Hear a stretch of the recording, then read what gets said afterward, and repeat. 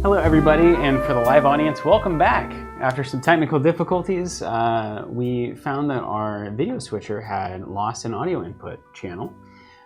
So we troubleshot it for a long time. That's the second time you've said that word live. I don't know what to do with you. I think that's the right tense. And then we turned it off and back on, and it started working again.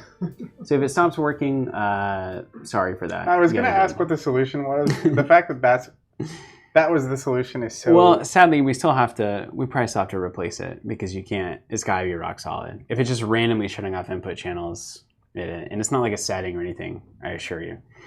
So hey, welcome back. Thank you guys for being here. I hope you enjoyed the jazz twice if you're a part of our live audience. What we're going to be doing today, we got a ton of news to cover. We're doing this on the Monday Live format. We're getting into all of the games you can find on our website and some that you cannot. We're just going to be talking about what's going on with those games. I think that's really important because it's hard to find a central source of news for a lot of these smaller, more indie titles. So we're going to be the source of truth on that, we certainly hope. And then we're also going to talk about anything in the industry that's going on that we think is relevant. And then hopefully we get some gameplay in most Mondays, and today is going to be Earthborne Rangers. I'm going to whip through a quick character courtesy of Zach's expert instruction, having done it once, and then we're going to step into master of the process. The beginning of our campaign.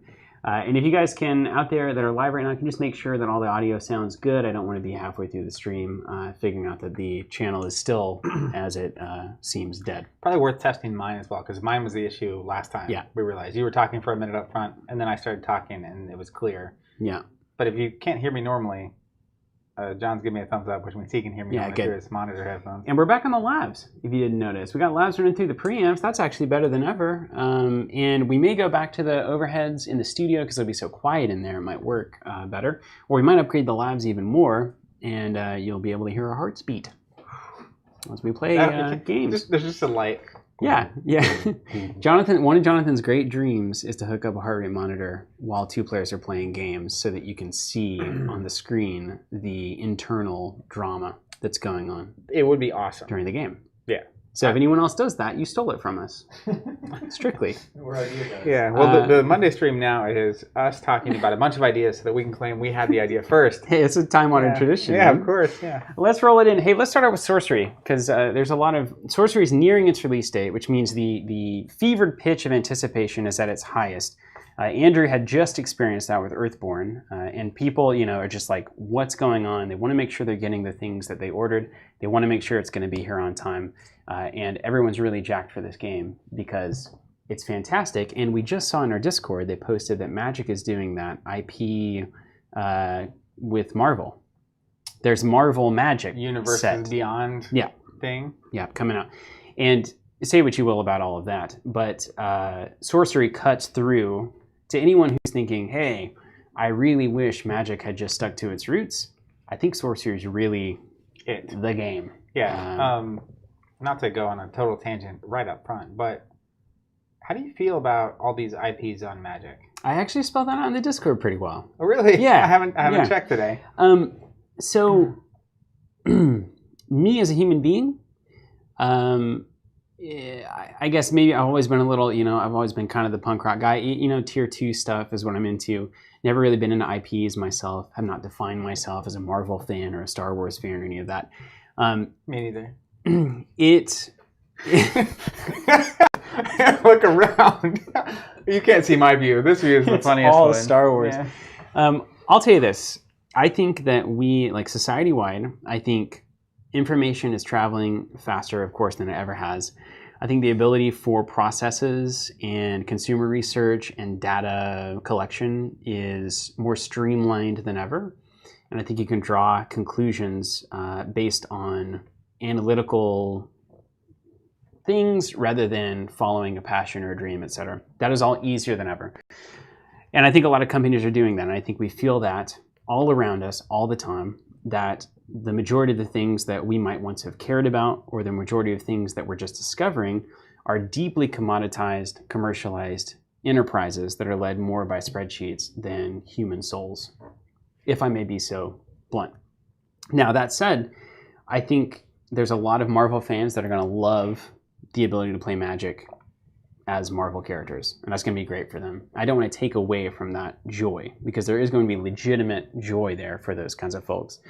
But I think there's also the countercurrent of, I'm tired of everything being so streamlined, commercialized, formulaic, and lacking in creativity. And I think those things can actually, as much as we want to talk about them in the same sentence, I think they can exist totally fine side by side. Sure.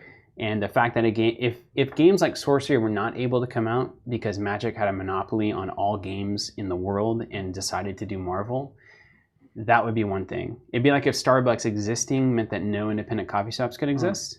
I would have an issue with Starbucks. Yeah, which in my mind is quite the opposite. Yeah. I think Starbucks helped pave or create a path where a lot of those independent coffee shops could exist. That's right. You know, back before in the 90s, people were not commonly paying $4 or $5. Didn't even know what a macchiato was. Yeah. Certainly not a traditional macchiato. I was going to say, let alone an actual macchiato, not the fake one. Yeah, so that's how I feel about it. I mean, I think there's just been an onslaught of overly commercial, press the button, do the formula stuff in our lives, and particularly to things that were so utterly creative and inspiring when we were young. I think, for me, I've lost any appeal. All the appeal of that stuff is gone from me. Yeah, well, it's interesting because forever I felt, even with Star Wars Destiny, I felt this way, which is like, it seems so obvious that they could have made at least other two-player starters in other universes, because it's almost like a Mortal Kombat or Street Fighter system on the table that you could have anyone fighting, and how many people you could make this game accessible to through other IPs. And so with Magic, it's a similar. This should have been a John conversation last week when he was on the stream, but it's a little hero tyrant conversation we always talk about, which is the reason that Magic became successful is not what makes it successful today, right? And specifically, they're a public company, or owned by a public company, and so they have quarterly reports and quarterly profit goals they have to hit, right? And I know that the Lord of the Rings Magic set did exceptionally well. So, spreadsheet, as you said, says yes. What other big universes could we put here? Yeah. And we have the universe, which is a lot easier to create than our own custom unique thing. And you put that into this game system, and you print money. Right. Makes a lot of sense. I think I'm tired of quarterly reports and shareholder earnings and decision making at that level. Just really tired of it. And I think what those decision-making bodies don't understand is how things can change between them having the idea to do more of a thing and the thing having already been done. So like, yeah, Lord of the Rings worked great. So then Marvel definitely worked great. And then Star Wars definitely worked great. And on it goes. Yeah. Eventually, one of those is not going to work great. But you see that cycle all the time. There's going to be a fatigue, and then everything is going to freak out and get weird. And hopefully there's kind of a renaissance after that. But that, it kind of reminds me of something like Disney Lorcana, which is not necessarily in my personal wheelhouse. I like Disney. I would like to try the game at some point if I can buy it ever. But at the same time, like, I see that game, and one of the notable things I've seen other retailers talking about is the interest they're seeing in that game goes far beyond what they normally see. It's a different audience. Like there's new people being introduced through this thing, which is cool. So I think something like Marvel Magic Set could do a similar thing. There'll be people that want to buy that maybe would never buy Magic the Gathering proper. Right. Or there's people that used to play Magic that might, like they did for Lord of the Rings, come back off the bench and get back into this kind of hobby. Yeah. So there's positive ups and downs potential there. Yeah, but it does feel, I mean, it's the same problem that Disney Star Wars movies and stuff have right now, which is like, there's not some, in most cases, it doesn't feel like there's an artistic vision that someone is bleeding out and it's this thing, what made Star Wars what it was in the beginning.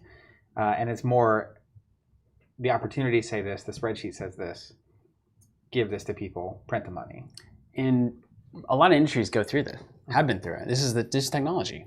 Like music has gone through this in a big way. I was talking in the Discord about that as well, but like, it's not necessarily nostalgia to think that things in the older days were better, because in many ways, again, creativity born of restraint, that creates more interesting things whenever you don't have it all easily doable right in front of you. But enough about me. Let's talk about Sorcery. So beta is in the house for us. Yep. That's important to note. So anyone who pre-ordered through us, we've got the 2 different pre-orders that you had available. The first early pre-order was the Lightning Bolt promo. That one closed up a long time ago. May 1st or 2nd. May-ish sometime. And you showed that on stream last week. Yeah, I sure did. So then there was what we're calling the standard pre-order, which is everything after those early pre-orders. And that one closed up many weeks ago. And so that comes with the Headless Haunt promo, which we will show you on camera today. Got it in. And then everything's going great. We got the batching going on. There's going to be your emails, or just if you're a pre-order, your emails are going to be sent out over this next couple of weeks. So like if you don't have an email yet saying fulfillment has begun, your order's in fulfillment, that's totally fine. That's totally normal. Well, we're batching everything out. And so depending on what batch you're in and what your order looked like, you might get your email a week before release week, or you might have already gotten your email. Yep. So just be aware, everything's cool. If you don't have an email yet, you're totally fine. And we do plan to ship that on release week. Of course, the aim is always to get everything to you by release day. If not, maybe in this case, I don't know. We'll see where it goes. We'll see where it lands. Could be a little sooner, could be a little later. We'll just kind of have to see where that goes and how that plays. To be clear, even if you're getting the email or you don't have your email yet, those shipments are going to all be going out the week of release. So yes. If someone else got their email and you haven't, don't need to worry about it. It's going to happen. We got you covered. And then I saw Dusan asking a question. We will have boxes, pre-cons, and 2-player mats in stock on release for Sorcery. So if you didn't get it and you want to get it, that's when you should be looking out for that. Yeah. And it says out of stock now, but it won't. It will be in. So yeah, the pre-orders are all out of stock. So basically we run all of our pre-orders up front, collect all of that, make sure that we can deliver on all of those pre-orders. So we shut off the spigot, focus on excellent delivery, excellent shipping times, etc. We don't take on more than we can chew. Then once we've cleared out all of that and everything's a success on release week, then we can open up standard orders for standard fulfillment, and those will ship in 24 hours as usual, just a standard order. 1 business day.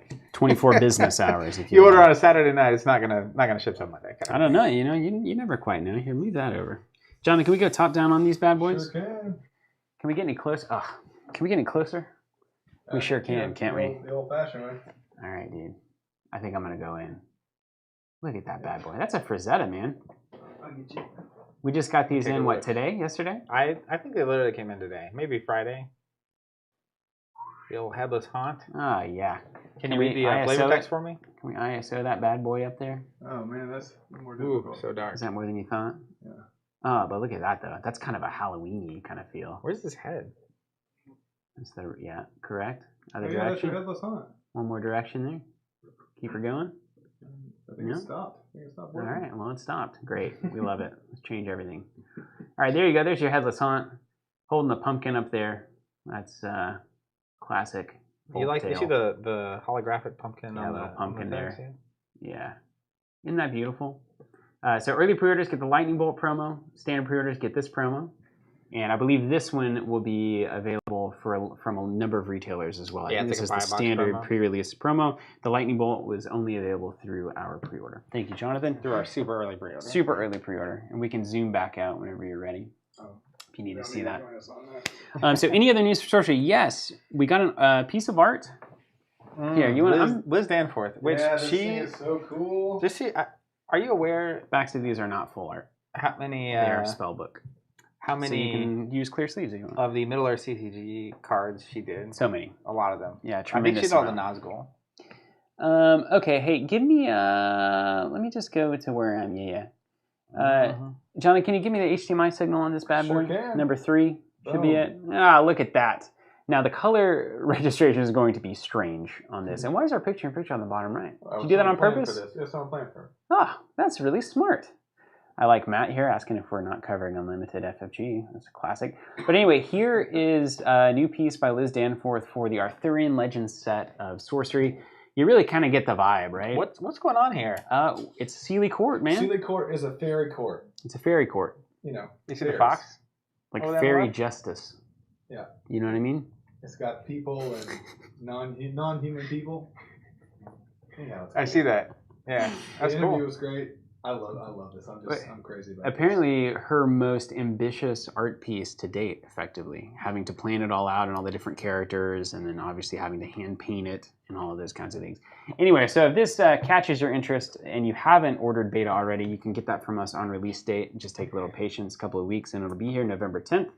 And if you have and you want Arthurian Legends for sure, hop on our subscription.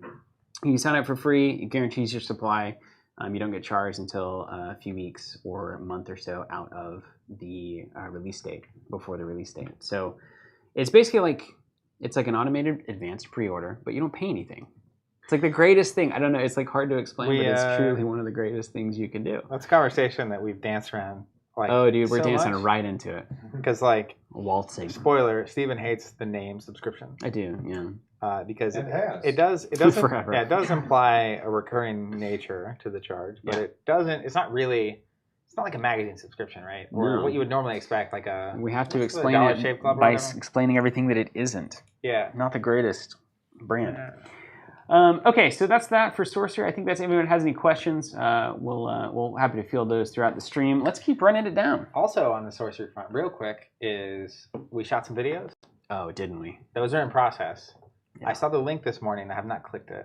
Yeah, the first cut. I also saw the little. I don't know if they're gonna make. Are they gonna make it in the cut? The animation? Yeah, I was going to make the cut. Okay. Yeah, the I animation. don't know how many, but at least some. Anyways, It's old-fashioned. Push the video as hard as you can. Covenant.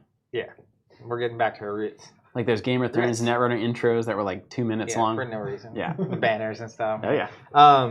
So we posted a couple of videos that are highly produced the week of release, as well as having, worth noting, a 12-hour live stream on release day. You said it. I did. I was trying to pull back to 8, but everybody was like, "It's got to be 12." I didn't say that. Well, then who did? I think Jonathan told me it had to be 12 hours. Well, I think we're doing 8 a.m. to 8 p.m. That's right.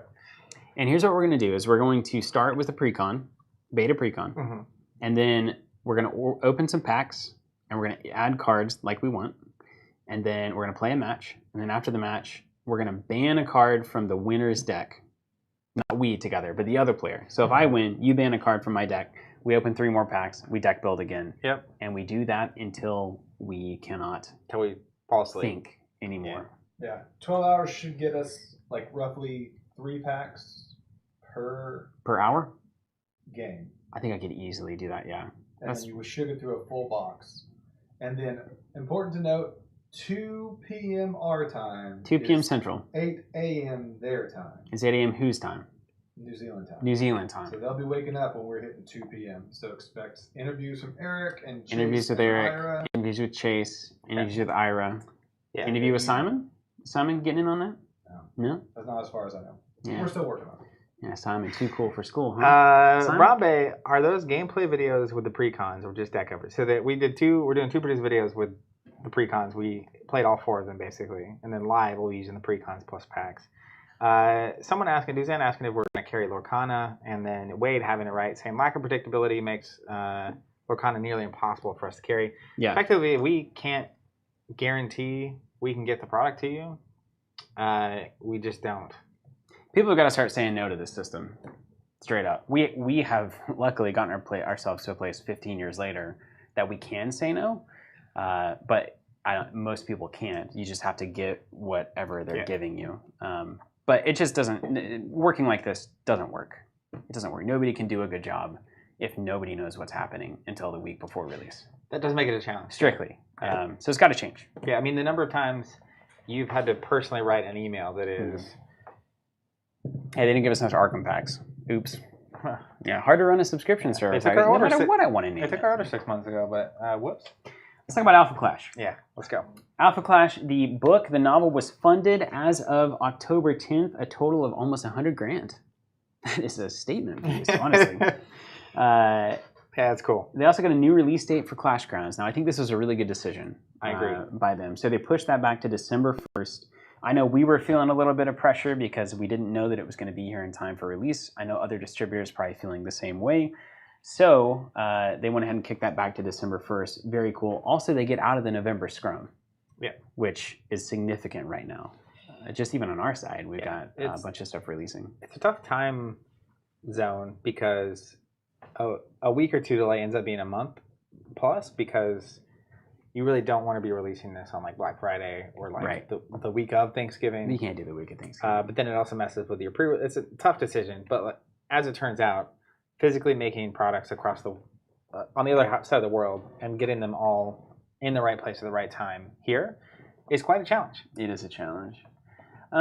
Speaking of challenges, can you give me the HDMI feed there, John? Sure thing. Let's check out some previews here. They did spike the ball with some fresh previews from Clash Grounds. Nice. And I'm not going to go through each one of them necessarily, but Here they are. I want to bring a couple things to your attention. First of all, of course, Zach, as always, the art. In particular, Frontline is and Replicator probably more in your arena. All I can hear is, "Are you not entertained?" The second thing, though, is this Haven's Favorite Rock is one of my favorite things because it has another way to use collection counters aside from the backpack that ends the game. And it's like if you have 5 on it, during your turn, you can put the top card of your deck into your resource. Like just right there. That's pretty good. During your resource phase. So you start immediately accelerating, or you get an extra card draw, whatever it looks like. Very cool way to have another way to use those collection counters and get some advantage. I'm a big fan of that. I also like the idea that there's a favorite rock. Yeah, it's great. It's great. You got to have different heroes that care about different things. We got some pestilence stuff. Always great. Summoning the rats. Just creepy. That one. The Guandao Both of them. That guy and the creepy art. and the weird piercing darkness. I don't like this. I'm not a big fan of that. What are you doing there? Hey, I know what's going on Quit there. that. Really? Yeah. As a reader? Yeah, I do. That's cool. No way. That's really cool. Don't So- you spoil the fun, man. It just got backed. It just got kickstarted. Well, that's fun.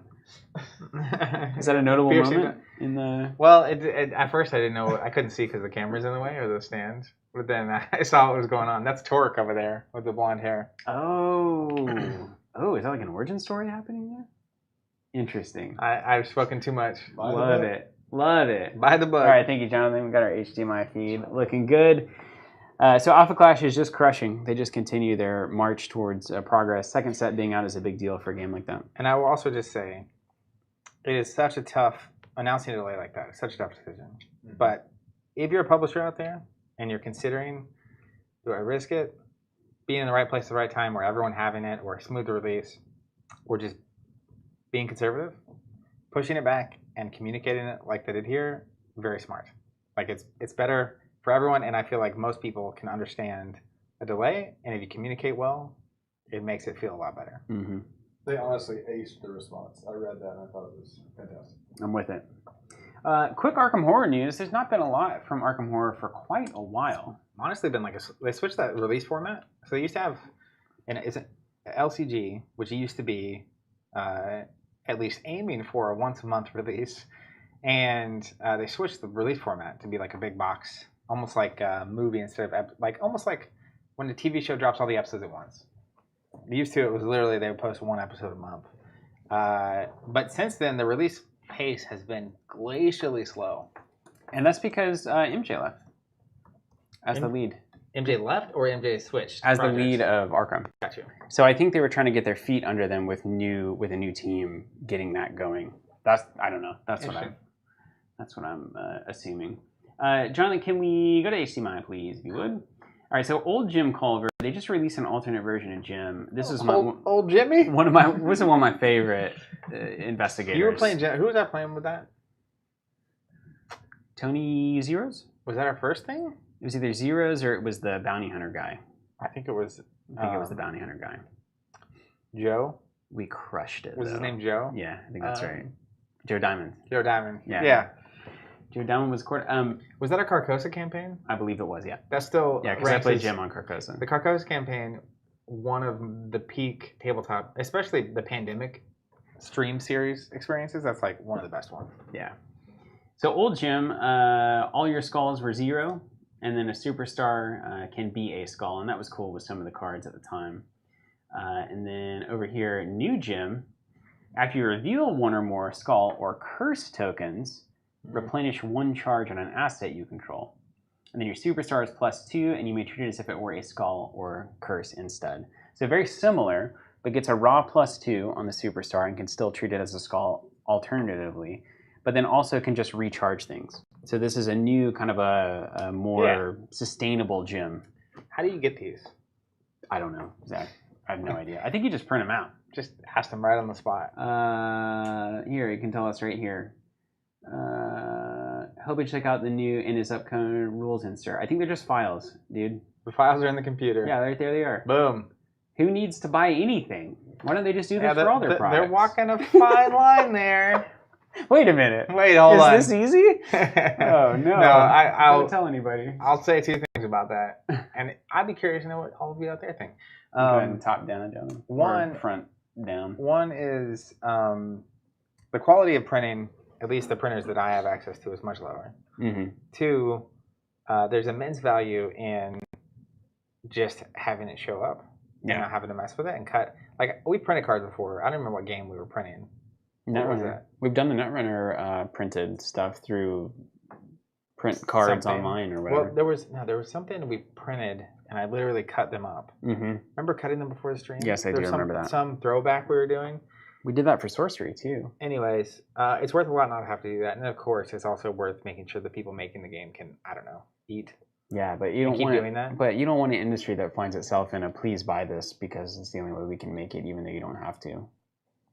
Yeah, but I mean the same could be true of music, right? Everyone could just upload to YouTube for free. But it kind of was for a while. Yeah. And then they figured out the only thing they made money on was concerts. Because they didn't Spotify streaming. No. It's all just awareness for concerts and vinyl now, of all things. Yeah. But what's the FFG equivalent of a concert event?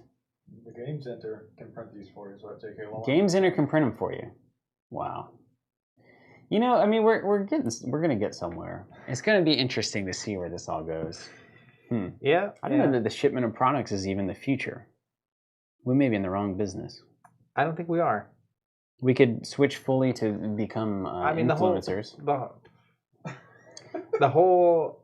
We'll call you Mr. Beast. Is that taken? Dang, that was the first idea I had, and it's taken. Are you serious? No, yeah. Okay. The whole idea of 3.0 is that reality. Yeah, that's right. I guess you're right. We're ahead of the game. Like, it seems crazy right now that we're investing in local space, but that's the future, man. The reason it's how it matters is because people like to get together in person. The past becomes the future. That's right. Crazy. The more things change, the more they stay the same in it. We'll all be. You want to get in a rocking chair? I'm not. Yeah, let's do it. Let's just go. That's the new stream format. Let's go down to Cracker Barrel. 2 dudes in a. Oh my goodness. Sponsored. We're now sponsored by Cracker Barrel. Did you hear we picked up a new sponsor while you were gone? With the Arby's? Rib Crib. The new. Keep it. It was. You missed it. I almost died. Was that last? No. He didn't miss it. He was there. That was recovering the pre-cons. Man, Yeah. I thought that was last week.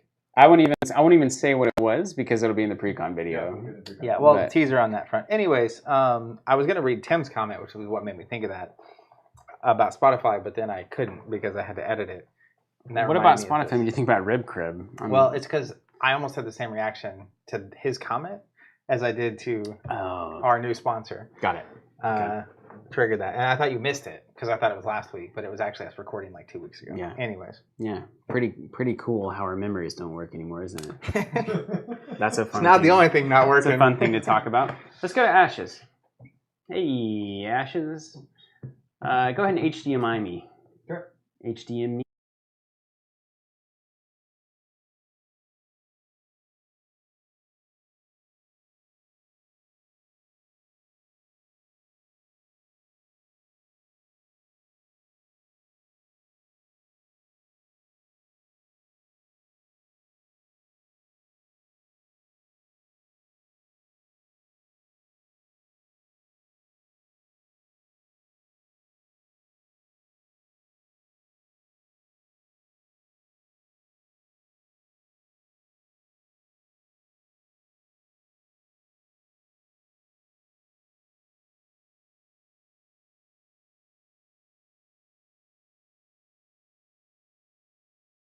Yeah.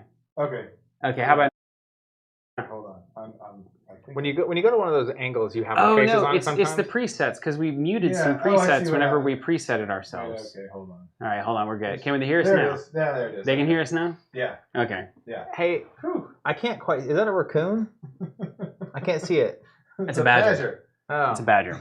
Well, We're back. We're back. Interested. Everything's cool. We actually know. That one we know about. We know why that one Yeah, happened. we got that one. That was in the Roland's fault. That was our fault. Also, I feel like your HDME joke would have hit way harder in text. It took me like 5 seconds to catch it. And then it was like, oh, if I was reading that, that would have been funny. Hit me with HDMI. Like at the moment of the joke, yeah. We like to cut the audio just so that we can see how many people are actually engaged with the live chat. And actually, there's like 3 people like, oh. Check out this badger. He's got a castle shield. I know, it's pretty cool. And a mace. Not a flail. You think he's got to be super strong, right? To hold that up? Well, comparatively, badgers I think are very strong creatures in general. I know wolverines are pretty like crazy, and badgers are pretty close. They're like tougher raccoons, right? But let's not talk about the badger quite yet. Let's talk about this Chimera Charmer. We've got a knight style unit. Did you see the subdue power on this one? About to. When this unit comes into play, you may choose a charm die in your exhausted pool and resolve its dice power without paying its cost. Of course, that puts a -1 counter on an opposing unit. I love that because I love charm dice, but never use them. I think we all can agree that that's a common refrain. I think it's a cool way to basically make the less consistently powerful dice effects. Like nature one's crazy. Yeah. 1 damage is always remarkable. I don't know how Nick let that one sneak through. Yeah. So I would be more surprised to see a unit like this come out for nature where they can, but for somebody like Charm being one of them, the idea that you want it to be on a snake before you exhaust it so that you can trigger the abilities when you're playing these cards, I think is very clever design. Check this out. Imbued. This unit's attack value is increased by 1 for each unit any opponent controls with a charm die on it. Each unit that has a charm die gives this unit +1. It starts now we're doubling down on the value. It starts at a 2/4. It comes in, it becomes a 3/4. If you do it normally, it becomes a 4/4. If there are other ways to put charm die on things, now we're getting somewhere. Yeah, I like that a lot. And it looks awesome as usual. Ashes is the greatest looking indie game on Earth. Maybe one of the best ever. Yeah. What? Have you seen the playmats in person yet? No. I saw the first sample, not the rest of them. The art is... Did you bring them with you? No, they're I thought we were going to show everyone. They're on your desk. I don't have a desk, You man. kind of do, you know, in the little... first thing in the middle of a warehouse. So you can't see him, but we have Larry, our lead developer here. Larry, you want to come say hi? Are you scared of to being on camera? This is the man responsible for building our web stack. Doesn't look anything like you'd expect. Oh, dang.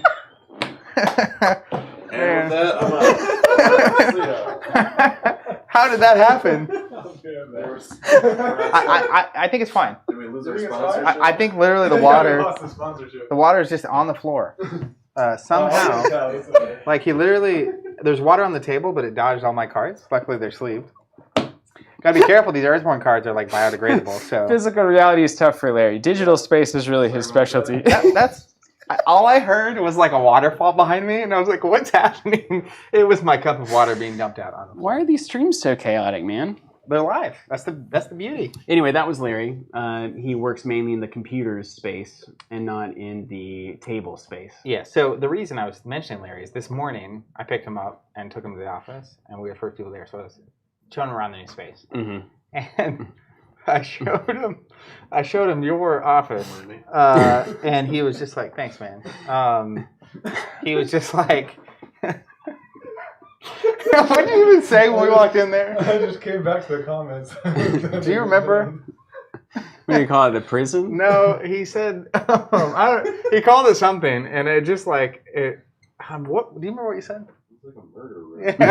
Yeah, he's like, no one's ever been murdered in this room. That's what it was. It does look like a murder room. It's really not great. That's the backdrop of all of our remote meetings. The broken glass and stuff? Yeah, because Larry's fully remote. He's just here like a couple weeks out of the year. Yeah. But otherwise can work from anywhere because that's how computers work. But when we have our remote meetings, I have to be in this, the back room of the back room. And it does look like people have potentially died there. Yeah. J.K. Lawling's saying, please don't give Larry any of the champagne bottles. Yes, liquids are very suspect on the stream. We've dumped one into your computer. We've hit the champagne bottle, and now we've dumped a rib crib glass, which, again, there goes our sponsorship. Well, what we really need, apparently, is a sponsor that insures card games against damage from liquids. Easy. Wait a minute. That's a good business idea. Yeah. What if we offered Covenant Insurance, our greatest naming Oh, convention? we're the insurance company. Yeah. The Covenant would make sense then. For 30, That sounds like an insurance. It's our promise. You know. Maybe we'll do it. It's not our promise. It's our guarantee. Anyway, let's check out this Bastion Badger out. So it's 2 dice to summon. Place it onto your battlefield. Then you may raise 1 charm class die in your active pool 1 level. Okay, so the class dice goes up. And then Bastion Badger itself is a unit guard, which you'll love, of course. And then exploit 2, while it's in battle with a unit with a charm die on it, the attack value of this unit is increased by 2. Oh, it's so cool.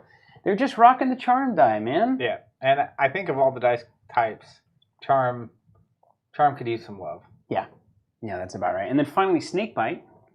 That's true, Frank says. It always happens when you're covering ashes.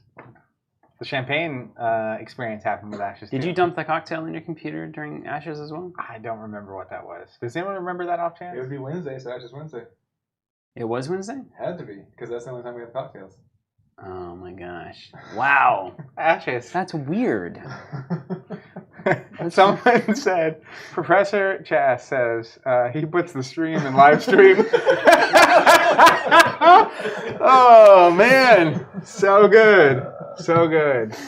That's good, man. It's good to be back, man. It's good to be back. Side action, 1 big snake there. When the spell comes into play, you may choose a charm die and you're exhausted and resolve its dice bar without paying its cost. So far, so good. Main action, exhaust, deal 1 damage to a target unit with a charm die on it. That's excellent. And this just stays on your spell board. So keep that in mind. So every time you can deal damage to stuff with charm die. And then focus 1, you may instead deal 1 damage to target Phoenixborn, whose owner has no cards in their draw pile. So playing back into the mill theme that charm can actually get into. So you can damage their units, and then once they run out of deck, you can start damaging their Phoenixborn if it's focused. Nice. Beautiful. Seems great. Great design. Yeah, we looked at, I guess we didn't look in this HDME way, but we looked at the preview from the one before this. The whole expansion looks great. Yeah. It's and remember, guys, it's now PvE is the next few releases. Like they're doing 7 full-on PvE releases, 1 for each magic type. It's so good. Like there are a number of people coming from Marvel Champions, Arkham Horror, coming into our Discord saying, "I tried it. It's so good. Mm-hmm. It's so good." So if you're looking for a co-op or a solo experience, don't sleep on the fact that this is one of the best now. It's not like a lot of times you're like, "Oh, they put in a new mode," and it's like, okay, it's kind of there, like almost Imperial Assault with versus mode. Honestly, my opinion. But I just love the callback to the 9 years ago dig at a game. Ashes did it fully and so well, and we have a starter that you can buy that has the dice and the new PvE game mode in it. You can find that on our website, Corpse of Hero starter. So good. Link in the chat. Please try it. Link in the chat. There it is. Okay, what's next? Let's look at KeyForge. Here, I'm just gonna click over there. All right, so let's talk KeyForge here. We've got 309,000 people. And no, $309,000. 309,000 people would be crazy. Yeah, what is this? This is United. 1,270 backers pledged $309,344. What's the quick math on that? I have no idea. My brain's not functioning anymore. This is their second set and campaign since Ghost Galaxy took over, and we talked about it last week too. But yeah, go ahead. Sorry, yeah, go ahead. You're just getting lost in the. I'm getting lost in the math. Yeah, you know. Cool. Yeah, it seems like that's a really solid start to the campaign. How much time is left on it? 7 days left. Okay. Do you remember? That's $243 a person. Mm-hmm. So okay. So it's worth noting there's 2 elements here. One is a display now is $150 MSRP. So 1 display of KeyForge decks is $150. Got it. So that's not completely surprising. They also had, I think it was 10 people could pledge something like $2,000, and their likeness gets put in the game. Okay. On a card, they get to help design something. Do you like that? I find that I don't. That's it. Why not? Yeah. I'm asking the tough questions here. Steven makes a statement. I honestly... I know why. It's because they put too much emphasis on making sure you know that's the card that has the person in it. It's like, it's always centered, the face is always the main thing. Yeah. It's not a character, it's like here's the person's face on the card. I think It's not integrated, I should say. Yeah, I think I don't like real things appearing in fantasy. Strictly, like it's like, hey, I'm here in the world 2023. I'm not in Star Wars. That's not the world that I'm in. Yeah. So I don't like the crossing of the streams, which you of course would guess a mile away if you were trying to guess whether or not I would like that. You would say he will not like that because he's old and crotchety. Yeah. I mean, to be fair, in Star Wars, like current live action characters are actual people from 2023. That's absolutely true. It's so a great point. It shouldn't. I think to John's point, if it feels like this is someone who just plays KeyForge who's in this thing, and it's particularly weird. I guess there are alliances or houses in KeyForge that it makes sense. There are humans in it. But like most of the ones I like don't have humans involved. So I don't know. Star Alliance. I think it's cool, but like it's like when Ed Sheeran was in Game of Thrones, they wanted to make sure you knew it was Ed Sheeran in Game of Thrones. Yeah. Instead of just some guy. I don't want to see Ed Sheeran anywhere. Certainly not in Game of Thrones. Story. I mean, he's a perfectly nice guy. Like he seems alright, I guess. You know what I mean? Yeah, it was like, look, it's Ed Sheeran. Yeah. Look at that. Or like whenever they make modern references in fantasy, I didn't like it when they did that. In the spoils, it kind of worked, but I didn't like it. It was like, why are you like referencing Arby's? They didn't have Arby's in the art. No, they didn't. They had a joke about Arby's. Yeah. In the flavor text or the like. Yeah. I think I want to be immersed completely. Yeah. You know. Anyway, I'd take my face on a sorcery card, I guess. Good, because I bought you one. Next up, let's talk about Marvel Champions real quick. We haven't seen anything from Marvel Champions in a while, but they released this new thing. Check this out. Like let me get you to it. We're mid, and make sure our audio doesn't cut. Look at this. Wait, can we show this? Are we going to get copyrighted? There's no audio. Okay, they'll never know. It was audio that got us on our wrestling one. So the beginning of a new age. Look at that. That's fancy. Next wave for Marvel Champions here. Brace yourselves for a first look on November 2nd. Yeah. Well, this is technically the first look, I guess. Interesting. Look, they're doing the Horseman thing, you see. War, pestilence. What's next? Famine. You're a great test taker. Give me the answer after I tell you it. You just look to the left and see what someone else put. All right, here's a bunch of comments, and it seems like Age of Apocalypse is what this is. I don't know enough about comic books to know anything, but that made sense. Apocalypse is like one of the main baddies, right? I think so. Like big baddie, terrible stuff happens. Well, there's the four things that were mentioned, and so Apocalypse makes sense. The four horsemen before. But I don't really know what kind of heroes we should expect. I think it's still an X-Men thing. I feel like it's still an X-Men thing, right? The Four Horsemen storyline was in the animated series. Four Horsemen was in the animated series. I do remember that now. Oh my gosh, they're going to bring Archangel in, aren't they? So anyway, that's great. Keep going. I mean, can you, again, Magic the Gathering Marvel? Marvel. Marvel? I could take a lot of Marvel, honestly. Heard it here first. There's a lot of really great territory to explore in Marvel still. Just an infinite amount. Simon's saying he's one of the main bad guys for X-Men. Yeah, I didn't know if he started in X-Men or became, but that makes sense. I'm real weak on comic history. Yeah. So that's good for Marvel Champions players. Of course, we had a subscription for that if you want to just guarantee you get all the stuff for it. It's the best deal in Marvel Champions. But Marvel Champions also had a weird 6-7 months break in releases, and it seems like they're getting back on the horse there.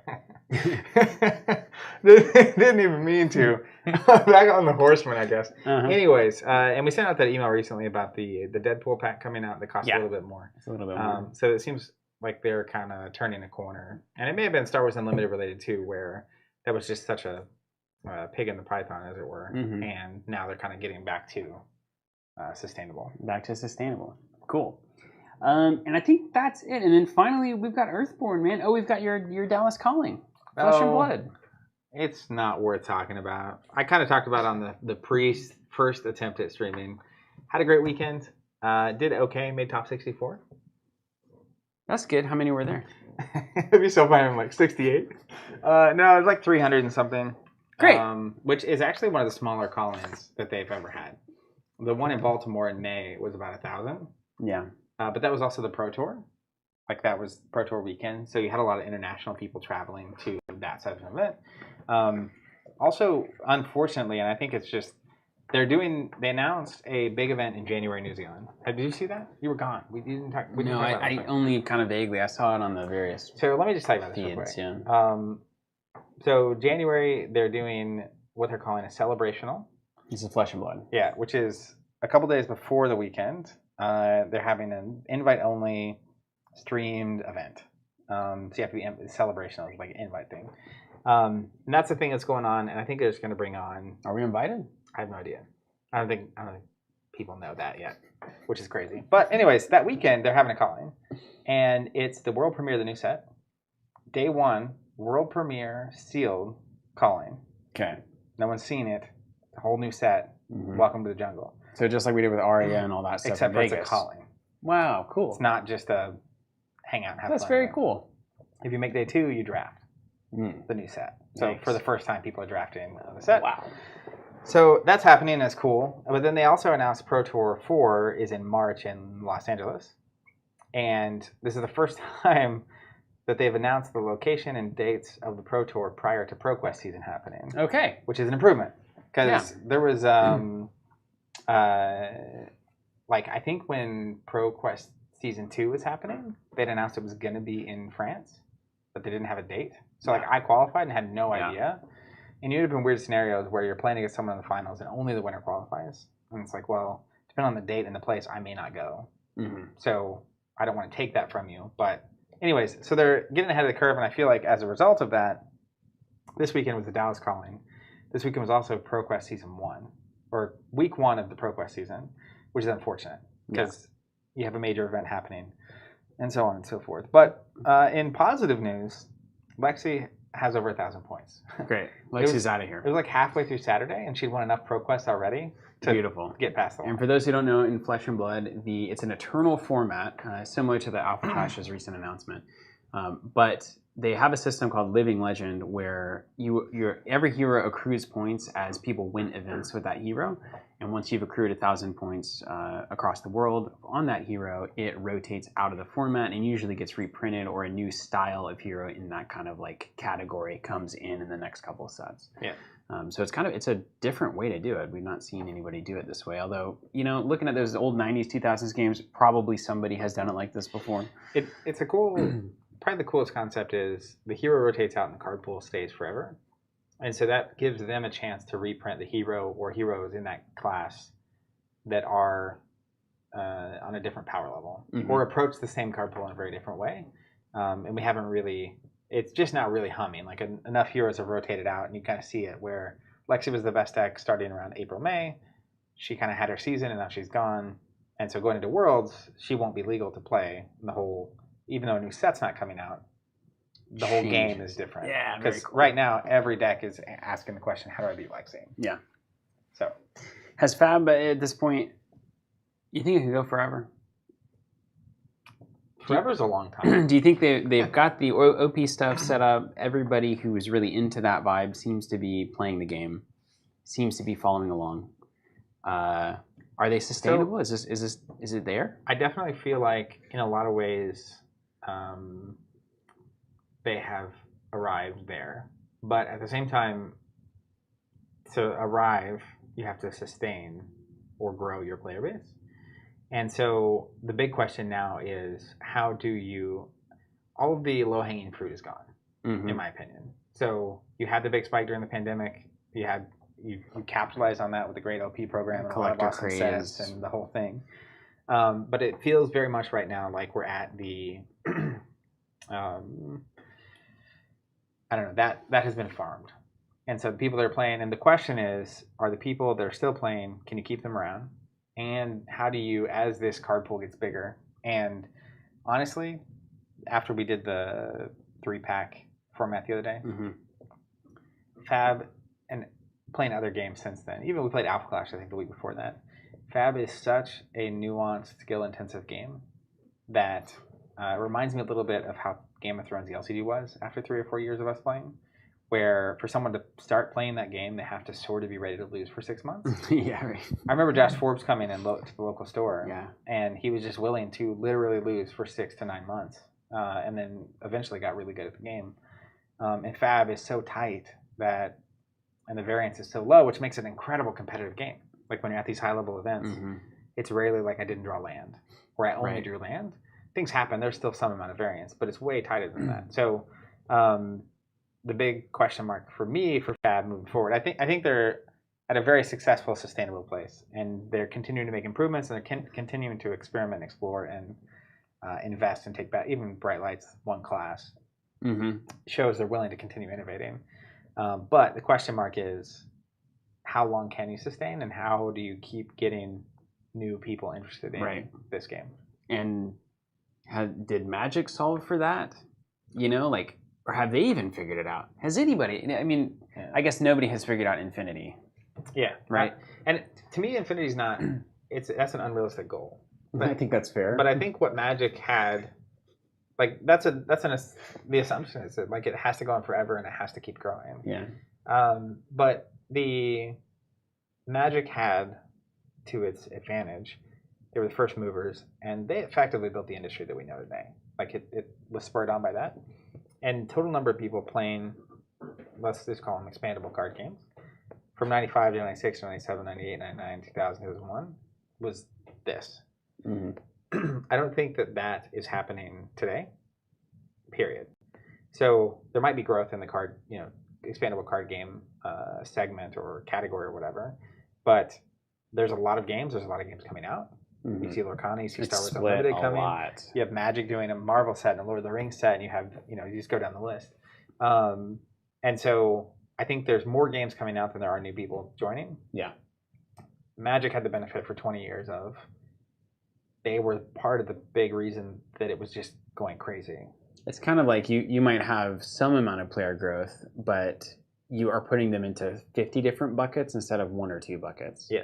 So it's much harder for anybody to get off the ground. Yeah, and it's really hard. I mean, you see games like Fab or Alpha Clash or Sorcery, and there's not a lot of blue ocean there. There's tons of different games that could get someone interested or distract them. And so if the Fab meta is not good for 2 months, it's really easy for someone to be like, you know what, like, I'll play One Piece. This new thing's coming out, and that'd be easier, and this is fun, it's exciting. And that's another part of it, is like, there's a difference between a game that is really appealing for 6 to 12 months and a game that you're willing to put back on the table for years. And to travel for.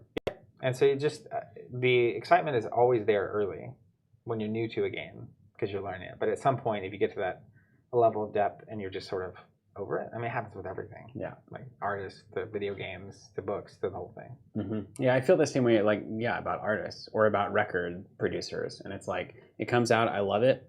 I listen to it for a long time, and then I don't listen to it for a long time. And then the next one comes out and I listen to that. So it's hard to keep constant attention on anything. Yeah. But luckily, like, people are just looking, I think, it depends on how the local space goes. It really does. Well, I think music is very comparable, because with music, it's really easy to like a lot of different music. This category, something that makes it unique, is really hard to play more than one. Yeah, that's right. Yeah, I don't have to buy a $200, $300 CD every few months. Yeah, and you don't have to whatever MP3s. Consistently engage with something to partake. At any point, you could download an album or buy a vinyl and be into that thing. I just downloaded the Violent Femmes first album. The what? Violent Femmes first album. Never heard of them. No, you've heard that song. When I'm a walking, I strut my stuff. Let me go on. You never heard that? It played a lot. Just blank stare. It played a lot in the 90s, but it's 83 when that thing came out. Yeah. Isn't that crazy? Blister in the Sun, yeah. Anyways, but it turns out it's a great album. It's very different for that reason. Like, if some artist gets really popular, everyone can download it. But it's really hard. You're physically restricted, and then the requirements are way higher. So, but at the same time, there's also a reason that millions of Magic players keep playing Magic, in that it's so hard to switch. Yeah, and it's so fun. Yeah. And it's a great community and all this kind of thing. So, okay, we've got Earthborne coming up. Hey, did you guys know that Warhammer Fantasy is a thing? Did you know this? You shared. I saw the link. That's the first time you saw it too? Yeah. I was just happy to see this. You can imagine that I'm as a person not keeping too many tabs on Warhammer. You're not really a Warhammer guy. Real quick. Yeah. Red Cookie just bought his first Fab cards this week. Red Cookie, what's up? Hey, tell me how you got into Fab. Preston saying Round the Table was a great starter product. That's the Culinary Community College thing. What's the story, Red Cookie, there? How'd you get into Fab? How did that whole thing go on? I'll head into the stream here. Thank you, Jonathan. I need to focus more on the stream here. That's all right. You ever find yourself just like really parched? Yeah, that's crazy. Without anything to drink? I'll get you. No, you're good. That was a total joke. That was a total joke. Hey, you want to know something? You do need some water, though. Yeah. No, I'm fine. Let's get it. I gotta tell you, It's just habit. Like when you're stream, like I go to grab the drink all the time, and then I realize it was bone dry. More water. That's right. while Rib Crib is high on the list of sponsorships upcoming, our classic sponsor, Nalgene, has an answer for you. If you had a lid on your water device, it wouldn't have been able to spill. Once again. Which is why I have plenty of water in this bottle, even though I can do this with it. Which is why everybody should have an Nalgene water bottle. 100% HTP food grade plastic. Cash Hydrobrine, Hydrolite. those media bucks. All right, check out this, Jonathan. Can you take me to Frank's got a new tagline for us. Can you take me to HDMI here? Yeah. Check this out. Nobody knew this hat. Did you guys know Frank, Hydroflora, Hydrolife. this? Warhammer I thought the that Old spot on the World. carpet needed some water. Larry's just like... Warhammer the Old World. So I think this is Warhammer Fantasy again. It's just the Old World. Warhammer Fantasy again.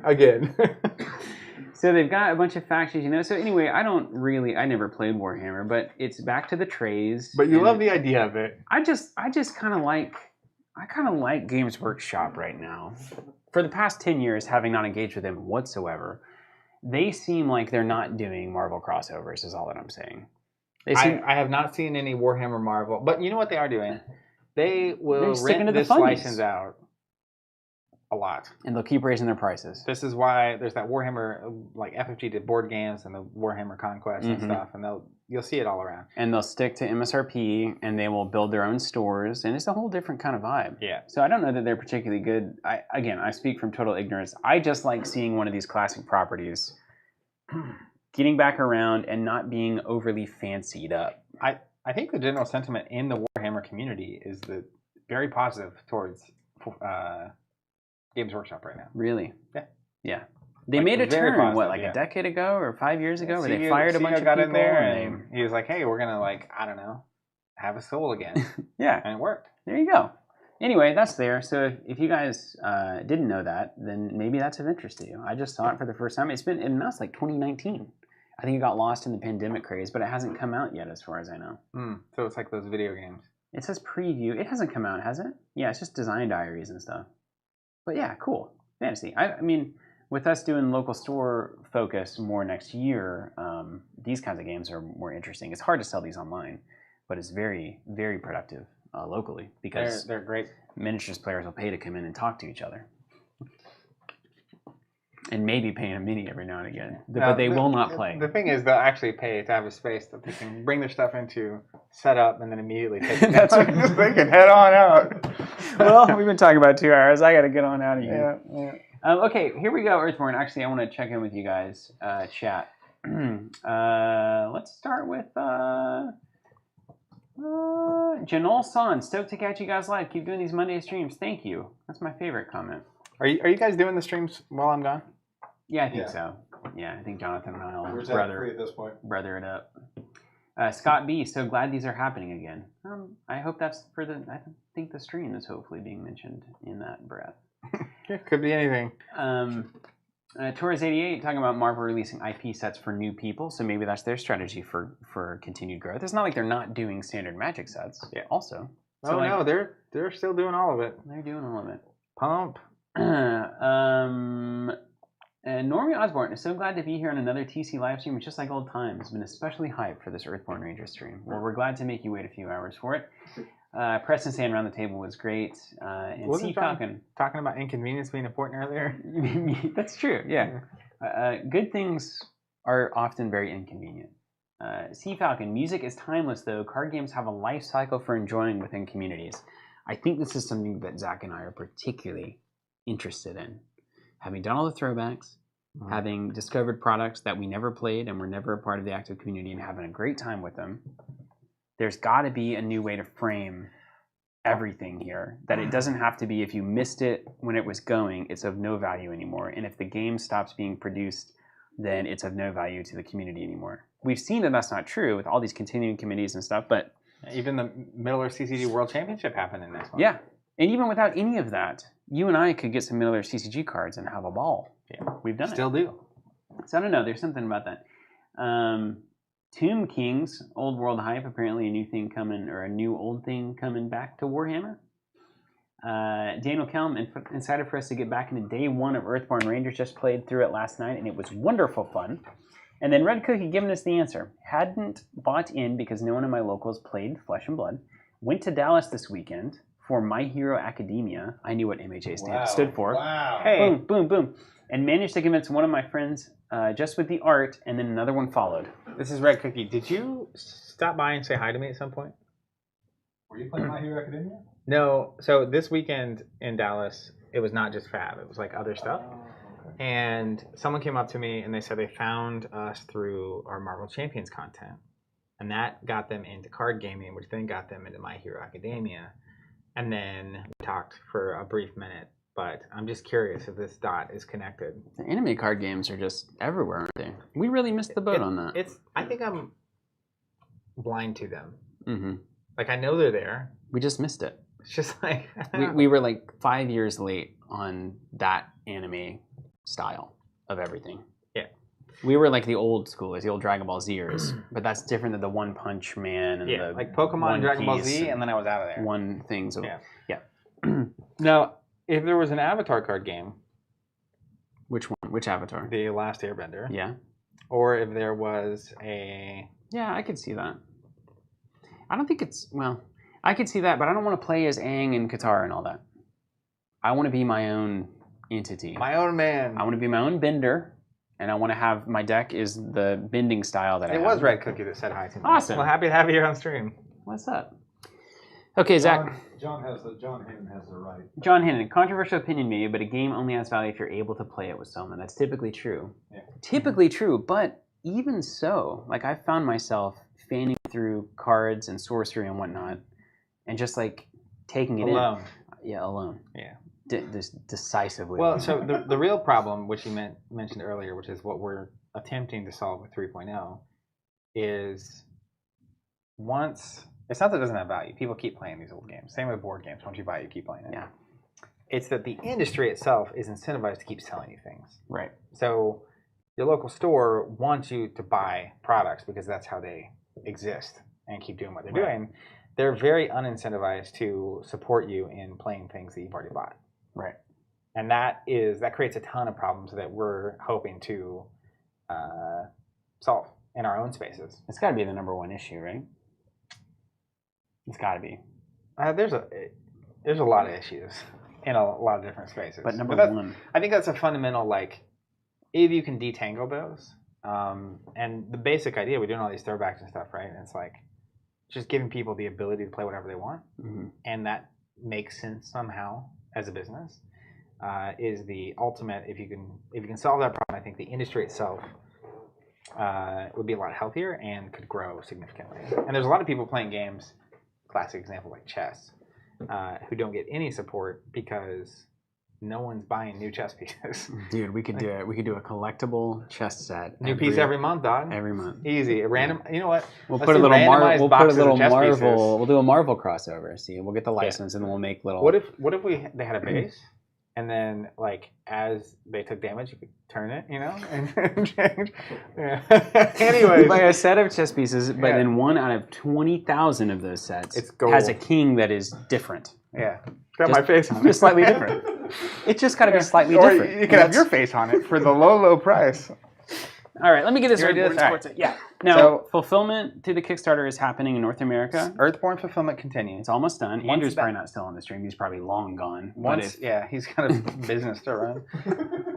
Us yahoos just playing games. We certainly don't have that problem. Once that is done, though, then we will be getting product, and all the pre-orders with us will be fulfilling. We do have Earthborne products listed for pre-order on the website, so if you see what you're seeing today, and you want to buy it, you can do that. And we're going to ship those just as soon as we can. But that'll probably be some weeks out before that fulfillment project is actually ongoing. Look at this smart cookie. Look at what I did. Let me talk about me. I put pretty much everything in this box. And it's not ideal. It's not perfect. It's not fully closed. Mm-hmm. And that's not a great sticker opening also. I was overly excited about that. I wish I had done that differently. Check this out, though. I wish I had done that differently. Yeah. We got the trail map. This is my Kickstarter pledge. We got the art book. We got all of our stuff here. We've got our inserts. We got our instructions for the inserts, and then me not following directions and doing them this way instead. But here are all my cards. I'm going to actually build a deck from my collection. You're going to walk me through that. Wow, look at you. Yeah, so it's just, I didn't do any of that. Definitely thought that was going, yeah. And you guys might be amazed to know that I got just this mat, and Zach got 2 player mats. Isn't that crazy? And we didn't even talk to each other about that. So now we have the full set. Like, why in the world would I ever buy an extra mat, besides just out of the goodness of my heart? Secondly, the fact that Steven bought this mat, the fact that Steven bought any of this, but the fact that he bought this mat particularly, of what the options were, it's just so, it's bizarro to me that this lined up. I can't even keep this in my house. I got to keep it in my truck. I don't have room for it. Have we met Rudy from Alpha Investments? Asked Janal's son. Just curious, you guys both see the industry issue and go about addressing it in different ways. How is Rudy addressing it? Sell more things?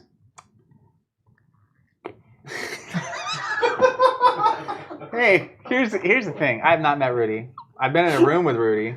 I get a kick out of watching this content. I think he's hilarious. I know he's not for everybody. He can be a bit of a lightning rod also. I think some of his opinions are very much his perspective. And it makes sense. Like I listen to what he's saying. But yeah, he's got a very different perspective on the entire industry.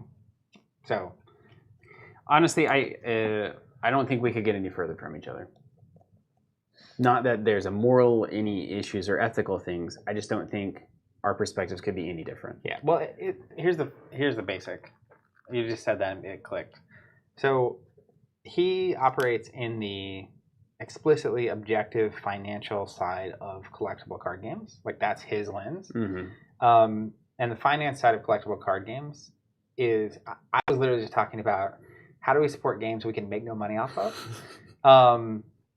So that kind of sums it up, right? Which is like, I get right now in the industry, and it was something we had to come to grips with, and it was something I really realized through Star Wars Destiny.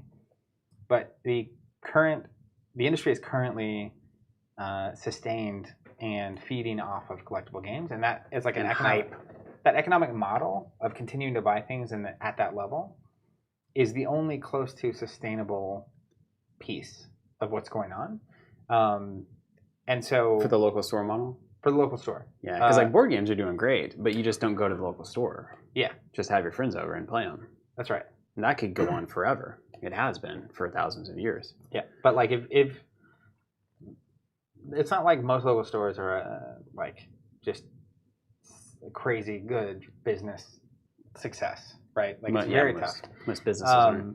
So anyways, he's just coming from that angle, and so he sees the lens of what Wizards is doing to hurt value or increase value in a box or that kind of stuff.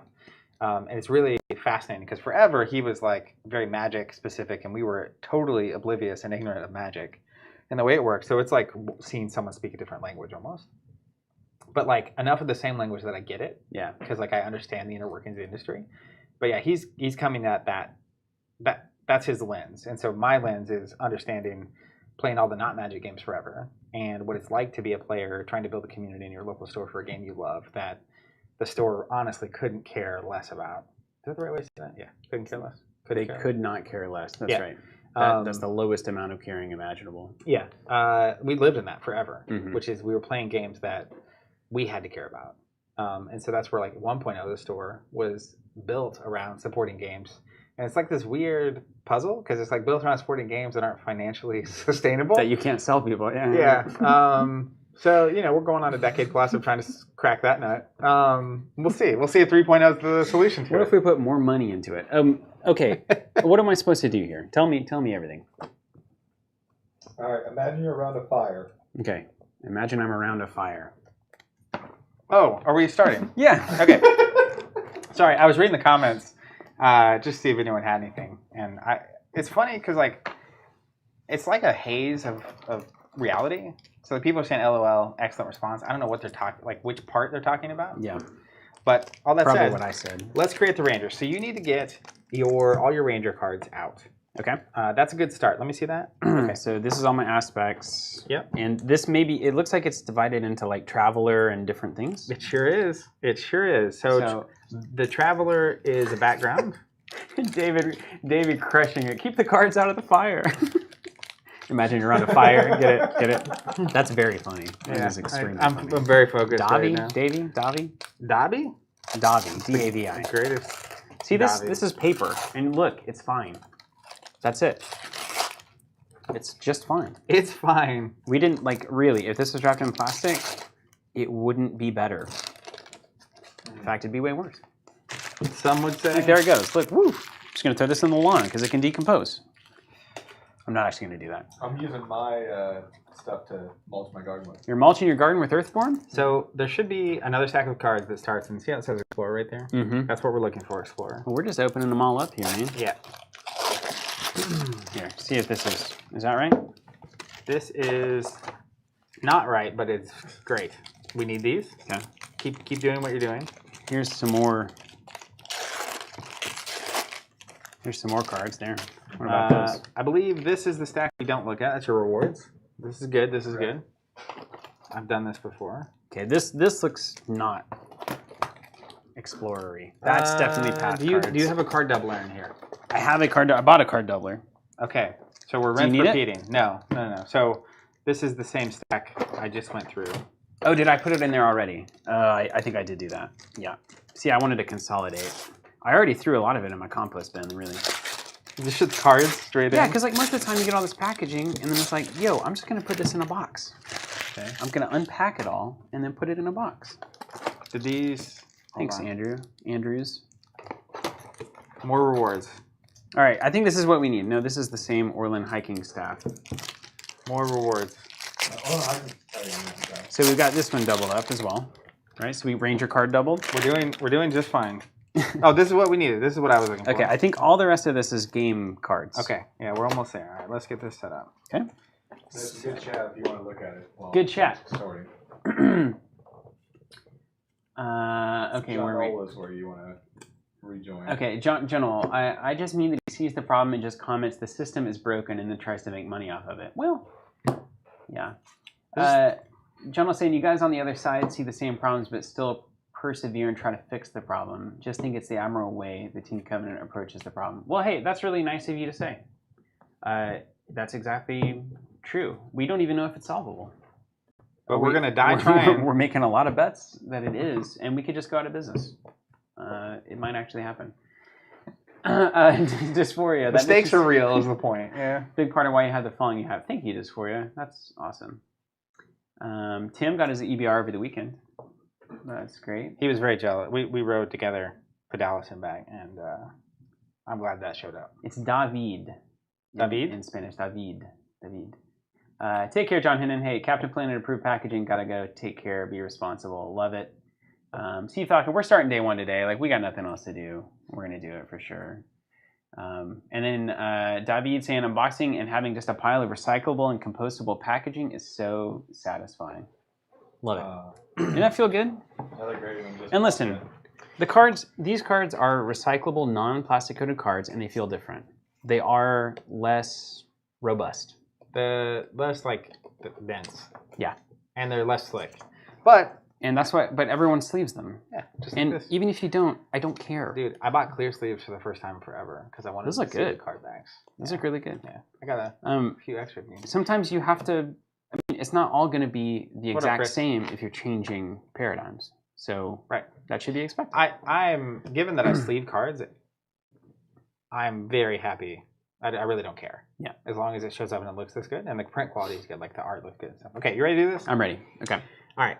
To start a campaign of Earthborne Rangers, you're going to build your own deck. Right. Okay. I'm going to walk you through this process. The Give me. first thing you're going to do is we're going to choose an aspect. Got it. So this is your stat card. Okay. There are 4 stats. What stat did you max? I maxed Spirit. I'm gonna max focus because it's blue. Okay, that's cool. So there's a 3, but there's also it's a 3, 2, 2, 1. So you have to choose one of these stats to be a 1, and I would just say don't choose red to be a 1 for reasons of things. Did you do that? Are you like a little feeble No, wizard? I'm a 2, but I have a card that's really important that needs you not to have a 1. Do I need a 3 red? No, you don't need a 3 red. Okay. You just need at least a 2. John picked the 1 red, and then we got to the end. And I was like, oh, that's really bad. I'm just gonna min max you. I'm gonna go no spirit if you Okay. have max spirit. I wonder. Let me look. I was lowest on awareness. There's I basically built myself. What's up? going mechanical, it probably doesn't matter, but I love a little story about what you showed me. Yeah, that's what I was going to do. All right, hit me. Okay, so the 4 aspects, just so you're aware. Awareness, your ranger's skills of observation. Awareness is a measure of how well they process the world around them. Did Jonathan max awareness? Yes. 100% chance he did. 100%. Immediately. Fitness, your ranger's strength, agility, and endurance. Fitness is a measure of how well they respond to physical demands. Spirit, your ranger's inner strength and sense of self. Spirit is a measure of how well your ranger knows. Yeah, I don't want a sense of self. Egoless, baby. Focus. Yeah, max ego. Focus. Your ranger's concentration and ability to recall knowledge. Focus is a measure of how well they can stay on task. Beautiful. I'm gonna stay on task. Okay, so you've chosen your aspects, and that's going to have repercussions for the rest of the campaign. Love it. Determine your personality. Personality cards represent the type of person your ranger is and how they engage with the world around them. So we have this personality stack here, and there's 2 of each of these. Okay. It goes all the way through. And what you're going to do is you're going to select 4 unique cards from the personality set. Okay. But you have to choose 1 from each of the 4 aspects. Got it. So you choose a set of green, a set of blue, a set of red, a set of yellow. All right. Blue and yellow. And then did you show them there's some that you can only get if you have high. Okay, yeah. And you should probably always take those, right? Let's pop up, not necessarily, passionate is a good example. On the bottom left, you'll see it says personality 5 of 16. But then it says 1 fit right here, 1 fit. So you have to have a 1 fitness stat to take that card. Got it. So some of them are going to say 2, some are going to say 3. But yes, the thing that says 3 focus, only this set of stats could. I don't have any 3 focus cards. Only 1s and 2s. Yeah, you only get 3 later on down the road. Oh, cool. Yeah. Okay, so I'm going to take a big focus one, obviously. And these are just pumpers. Okay. There's a 2 pumper, which is always good. The number of pumpers is equal to the number of focus in your energy pool. Well, that's going to be massive if I've got a 3. Inventive. Yeah, that makes sense. If you do this attribute gains. Oh. What are you looking at? Versatile. I love versatility. That's why I like water. What I was doing when I was doing this part is I was looking at the name of the card and defining the personality of the character I want to play as an example. Mine, for reference, this is my stat card. Yeah, let's make ourselves good. Let's wreck this game. My character is, I'll just show you, insightful, bold, inventive, and engaging. Show me what bold looks like there. Bold. That's your double compass. It's a I double. feel like compasses were super important. So it makes me interested in meticulous, which is you commit meticulous and you get it back in hand. So that's going to allow me to explore better. You know what? So I took the yellow. I want to be meticulous. Should I just look at the names and not even read the cards? That's where I started. I did take the yellow that is based on the stat, Mm-hmm. which just makes sense. It seems boring though. Yeah. I mean, do you really ever need like a 6 focus? I mean, maybe. Maybe I do. Dang it, Andrew. The worst. Andrew is still in the chat. Apparently, he does not have a company to run. Okay, great. Good news and bad news. I have some good news and I have some bad news. No. I'm taking meticulous. I'm sticking to my guns. All right. Taking it. RPG character creation. Let's go. Okay, sticking. Yeah, I like to be the guy with like the broken leg that can't do anything. Yeah. It makes for some fun, Experienced some fun play sessions. Do you remember what the koi pond fish stat is, John? Yes. Remember It is conflict. Conflict. Yeah. So give me a little refresher. You don't have any little conflict symbols here, so I feel like I should pick up some conflict maybe. I'm just going to spirit my way through this, you know what I mean? Yeah. So here's the common test that you can take, just here. These are the actions you have access to all the time. Mm-hmm. So one is to traverse, which is fitness plus the compass, which is he technically put like exploration. 20 symbols on this bad boy. Yeah. You can connect, which is spirit plus connection. Gross. You can remember, which is focus. It's going to be your baseline stat. Plus reason. Yeah. Which just makes sense. So you get to opt, yeah. Yeah, and then you can avoid, which is awareness plus conflict. Yeah. I'm gonna take persuasive. I like being a persuasive. Okay. So you're meticulous, you're persuasive. That's right. Basically, man, Machiavelli over here.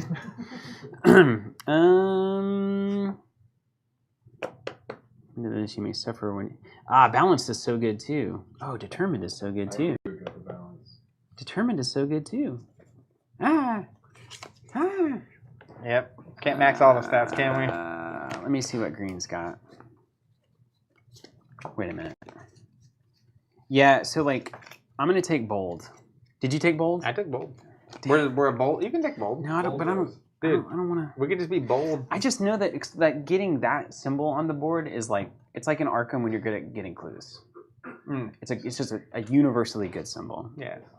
Well, so you're meticulous and persuasive. What personality mixes with that? I can also do determined. That would make sense. But it's always going to be 2. This is always 2. This is 2 sometimes. We don't like 2 sometimes. So let's be bold bros. Bold bros. All right. And then lastly, insightful. Vigilant, perceptive. Says we gain 1. Ooh! Andrew says he's been waiting almost 4 years for this very moment. Wouldn't miss it for the world.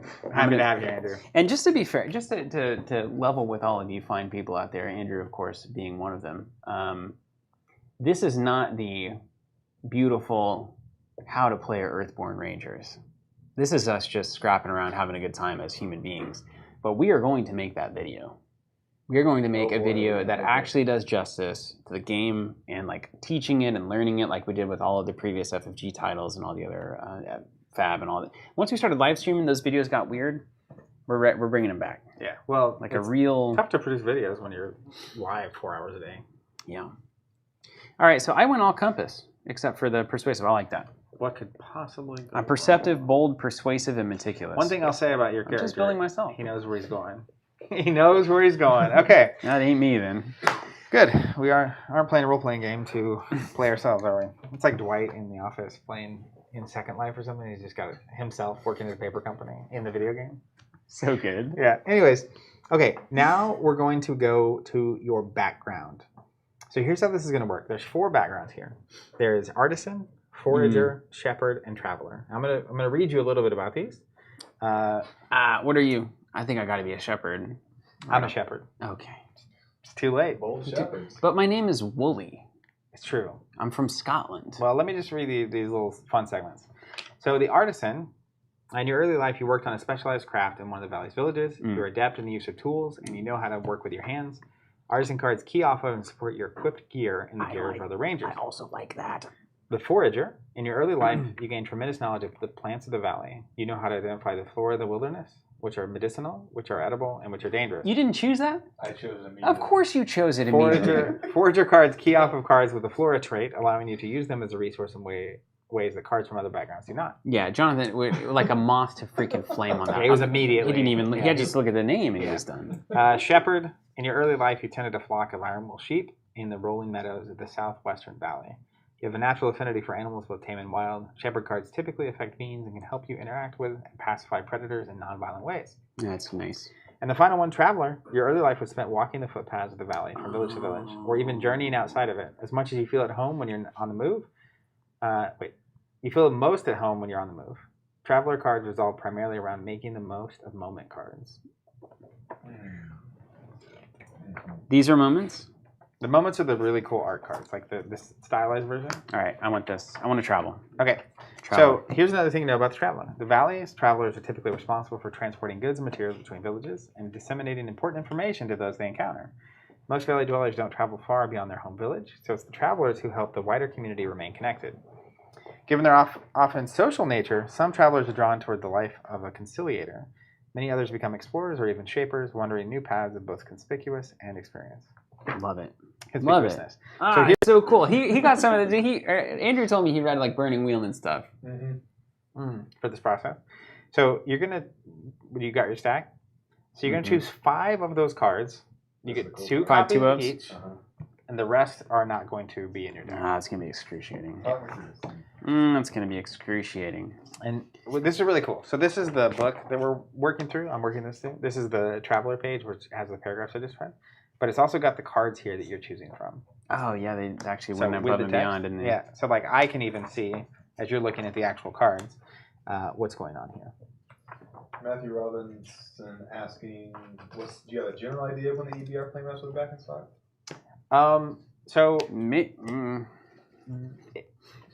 It's possible they won't be from us, period. We sold what we knew we would be getting, and we might be getting some amount more. I would guess 2 to 4 weeks from now, probably 3 or 4 weeks from now, honestly.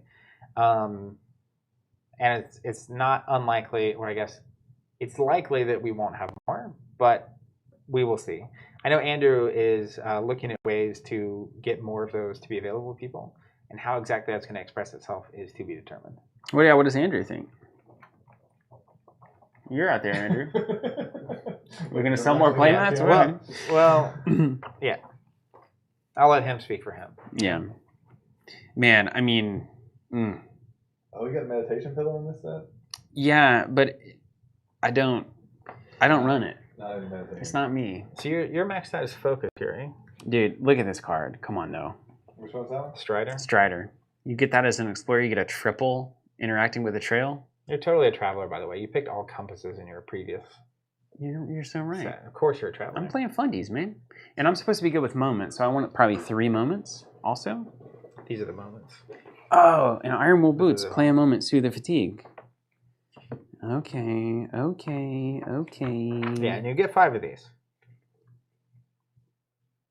Yeah, so you could take 4 moments plus the boots, as an example. Side note, my outside interest was the trail mix. Good. Which requires a fit score, which is why I was wanting you to have at least a 2. So this is gone. I'm not going to take your trail mix. I have it. You're the trail mix guy. We could be bold mix bros. Do it from your hand. I can see the logo. The sequel to Beefy Oh, Boys. come on. This Reaver Blocket is sick. Ooh, maybe he's an item guy. Look at that, though. Look at the art on it. How do you not play that? Yeah, I know. Am I going to get more moments somewhere? Yeah. Like in these guys? Mm-hmm. What do they look like? They look like this. They have the, like, two-tone. But, like, they're good? Moments? Yeah. Some say moments are the most important thing. Look at this! Look at this art on a gentle nudge. I can't get over that moment. That's beautiful. Look at that. Man, it's beautiful. Place them on top of the Ranger's fatigue stack. So if we place moments on top of our fatigue stack, then we can rest, or you do the soothe thing and you get to draw them, right? Yeah, like trail mix. Exhaust use one morsel. Choose a ranger. That ranger soothes fatigue equal to their fit in the energy pool. Okay, let's do paths we've run before then. So then if you have those on top, you're going to draw 2 off your old fatigue stack. Okay. Reaver Blocket allows us to mess with moments. Perfect Recall. Play a moment from your discard pile with paying its energy cost. Okay, got it. So basically you get one out of your discard pile. I don't need that. All right. Axe it. I think you got to get the multi-tool. This card is incredible. Exhaust, spend 1 energy, gain an energy of any type. That is one of the. It's got to be the best card in this game. You can turn 1 energy into a different energy. Do you understand what I'm saying? You like to be very adaptable. But it's so good in this game because sometimes it's like I need to climb the mountain and I'm out of fitness. So yep. Bring out the multi-tool. And then I'm going to Iron Wool Boots. Definitely. So that's 5. But that's only 1 moment. Right. And so that's 2 moments. That's these an apply you're attribute. talking about? That's an attribute. Innate. Moments here. Huh. But this moment is only getting other moments. So I need to make sure I've got enough moments. What's Hey, that I'm moment? going to be What's that honest with moment? you. Based on the selection of cards you have, well, I guess these are the items in the group that you chose. Yeah, interesting. Traveler has a lot of gear. I would expect the artisan to have more gear. Well, Artisan might have more gear. Oh, he does. So I could do Eagle Eye instead of Paths We've Roamed before, and get a useful moment rather than something that gets other moments. What do your moments look like? I have a lot of moments. They're good? They actually work? Or are they getting more moments? I actually have a whole moment strategy going. Oh, well then Paths We've Roamed before. So let me find the item that I chose. Oh, but Eagle Eye's so good because then you can find your little hidden. You can find the little hidden things. Let me find. There's something I got. Am I going to get any gear that's also going on my feet in my other stacks? I don't know. Well, I don't want to double boot. You have to make choices, you know.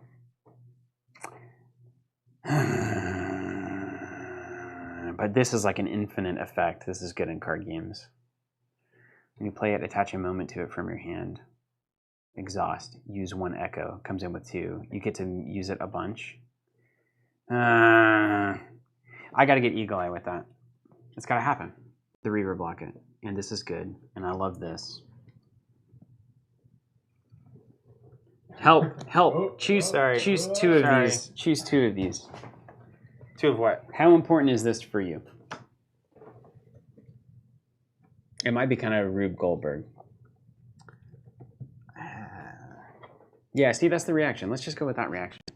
I've got 2, It's out of here. 4, It's too conditional. 6, 8. 8 of my 30 cards are moments. Yeah, too conditional. Okay. All right, Boots, Eagle Eye, Strider, Multi-Tool, Reaver block. All right, you picked 5. Meditation Pillow, no time. Great. All right, so here's the next category. You're going to choose your speciality. Your ranger speciality represents the training experience of your ranger's adulthood and the specialized training they bring to the rangers.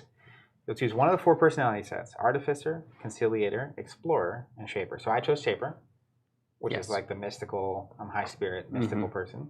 You have your self-modifying codes? Yep. Specialty sets contain 14 unique cards. You're going to choose 5 of 5 of 14? That's brutal. That is brutal. And I'm going to read you a little section of each. Hey, I couldn't even take the Meditation Pillow because it's 2 spirit required. There you go. And I have no spirit. Just what a bummer. Like, if you have no spirit, you can never meditate? What kind of a message is Andrew pushing? I don't think it's forward never. here? I think Is it your determinism character kind would of be thing? uninterested in. Right. That's true. Yeah, I have a high spirit, so I'm going to behave differently while we're live here. So there's 4 different specialties. Okay, it's not the Artificer. I hate messing with all the weird stuff. What's the other ones? The other 2 are the ones that it said your first choice naturally would lead to. One is the Conciliator. Even before you joined the Rangers, you were dedicated to helping the communities of the valleys, aiding anyone in need in matters great and small. As a Conciliator, you are a natural mediator and protector and share a deep connection with other valley dwellers. Having spent many years in their company, Conciliator cards specialize in connecting with the villagers, protecting them from predators, and navigating the habitated areas of the valley. Wow. Then there's Explorer. Mm-hmm. The people of the valley are natural explorers, but you have an affinity and aptitude for exploration that has made you an expert of the wilds. The valley cannot keep secrets from you for long. You spent many years traversing the uncharted wilderness in search of resources, both natural and otherwise, for the people of the valley. You're adept at charting new paths and overcoming any obstacle set before you. Explorer cards center around quickly placing progress on features and locations, scouting the path deck, and moving efficiently along paths of the valley map. So you're going to choose the cards, but each of these specialties also has 2 different characters that you can play. They totally do. Which we will choose. And did Andrew ever make good on you can make your own art for these things? Did he put any blanks in here? Or was that an idea before its time? It was an idea ahead of its time. He probably thought, well, they can actually draw on anything and put it in a sleeve, so I don't need to print Still it. true. Yeah. Still very true. But why would you? Look at this. It's got to be Undaunted Seeker, man. When you perform a test, dodge a card. Does that mean you can optionally, whenever you flip to get the minus, you can optionally dodge it and flip a new one? Let me look up the word dodge. Never heard of that. It's got to be that, right? Intuitive rule set. Not in the appendix. No, it is. Oh, it is. Geniuses. Some game effects allow you to dodge cards when you're performing a test. When you dodge cards, those cards do not count as being between you and the card with which you are interacting. Oh, Cards that's awesome. dodged in this way do not fatigue you, and if they have the obstacle keyword, they do not prevent you from interacting with cards beyond them. Yes, that. These cards are still considered to be active, so the challenge effects still trigger. Nothing else. Stop talking. Undaunted Seeker. Okay. That means if there's like a tiger between me and the waterfall, I can get right to the waterfall. That's right. What a specific example. Dude knows where he's going. Okay. Now we choose 5? Yeah, 5 of the 14. And you chose... What's the name of this? I'm the explorer. Oh, man. A leaf in the breeze. Oh, man, oh, man. Yeah, I got the hiking staff. Oh, See man. those hydro lens goggles? Jonathan, can you Basically top looks down? I just want to like see if you. I'm in the frame here. Dude, that hiking stave looks Yeah. awesome. It reminds me of a sorcery avatar, actually. Why do you suppose they call that a stave? Is that accurate? It's not a staff? I thought I'm sure there's the reason that's I thought it was staves, plural. I think is that a fox or a wolf? Or is that just how we refer to it in the future? So these are cards you've already chosen up here. Yeah, that's right. I'm choosing here, and I got to choose 5. What creature do you think that is? It looks like a wolf. Yep. Okay, anything that sparks joy instantly, I'm going to put Love it. up. When you traverse dodge up to 3 cards, that is anti-synergistic with my roll. Don't need it. Hydrolens goggles. Hydroline. Awareness plus what is this? What is the recycling symbol? The recycling symbol is reason. Awareness plus reason. What is it? This is where you should start seeing your 3 ability score. Like Right. Share in the Valley Secrets has 3 awareness. So hidden trail has got to be in. Bingo. It's 3 focus. When you travel, if this trail is attached to the location, travel to the location 2 paths away. Use the terrain of the sec. Whew, that's incredible. I just read this. Yeah, you just get to skip the world. Here, you can take the second one so we don't lose it. Okay, Hydrolens goggles. Awareness, which is a 2 from you, plus, would you say the triangle was? Reason. Reason. Clarify your view of the environment around you to scout path cards equal to your effort, then draw 1 path card. So this, I already have a card that scouts path cards, so I'm saying probably not. Share in the Valley Secrets. I don't have 3 awareness. I love that art, though. It's out. Let's just turn all the 3 awarenesses. Let's get them out of here.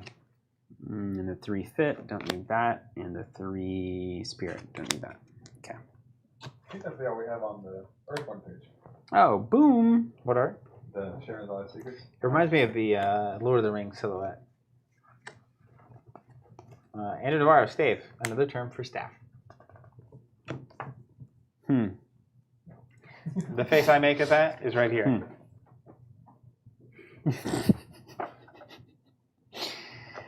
Okay, so here's the deal. So I could do a whole scout theme. Checks out. Okay, field journal's got to be in. When you rest, add entries equal to the number of focus in your pool. So I might just sit on 3 focus You and add use my what? field journal. Oh, I see.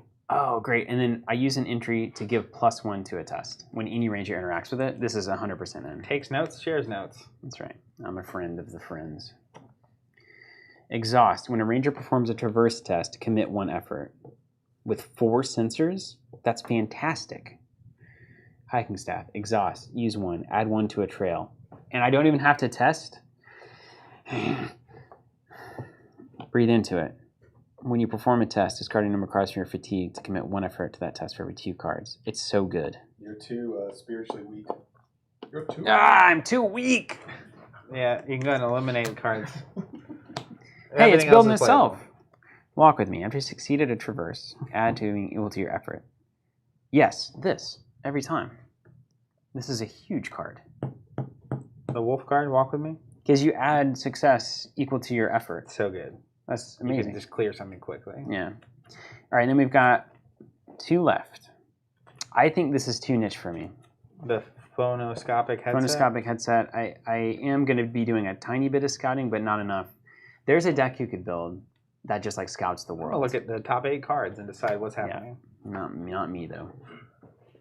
How many gear tech stuff can I have? Is there a limit to my hands? Top right, you'll see pips. Yeah. You have 5 slots. That's so smart that they did it that way. Yeah. Okay, well now we need to do some math here. Yeah, so you've got I'm 3 over. spoken for here, 4 with the boots. So you only have 1 left. And the field journals too. I need to drop those boots. Well, can I go back? Yeah, of course. Yeah, we can. Go back in a heartbeat. Are you kidding me? Nope. Once card laid's a card played, dog.